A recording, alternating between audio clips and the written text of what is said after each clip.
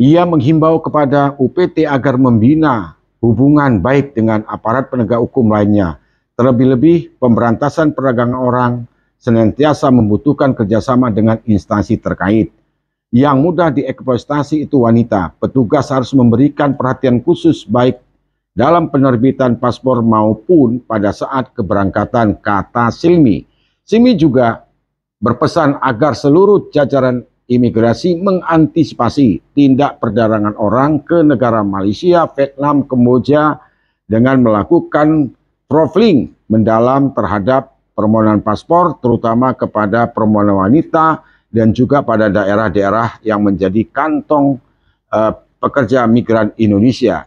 Jika ada potensi, kita bisa lakukan projustia terhadap oknum pelaku TPPO, maka lakukan koordinasi dengan instansi terkait, kata Silmi. Nah, tentu kalau kita melihat bahwa apakah ini yang dilakukan oleh orang perorangan masuk di ranah TPPO, apakah ini yang dilakukan perusahaan P3MI yang sudah berbadan hukum.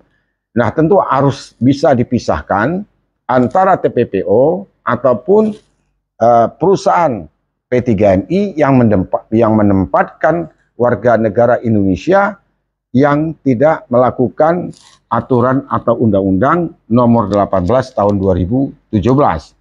Nah, saya sangat mendukung apa yang disampaikan oleh Dirjen Imigrasi. Nah, tentu tidak hanya setakat itu. Saya punya dugaan bahwa tentu pihak imigrasi memahami selama ini kenapa banyak warga negara Indonesia yang bekerja ke luar negeri secara non-prosedural. Nah, saya rasa tentu ada pihak-pihak di sini yang membantu. Kalau tidak ada pihak-pihak yang mendukung dan membantu, tidak mungkin banyak warga negara Indonesia yang bekerja di luar negeri. Ini kan menjadi satu masalah untuk negara kita. Nah, makanya peran imigrasi ini cukup besar untuk melakukan pencegahan atau menolak warga negara Indonesia yang diduga akan bekerja ke luar negeri secara ilegal. Ini pihak imigrasi. Dan saya mendukung semestinya pihak Dirjen harusnya seperti Kapolri, ya kan? Harusnya diatensi ataupun diberi satu target.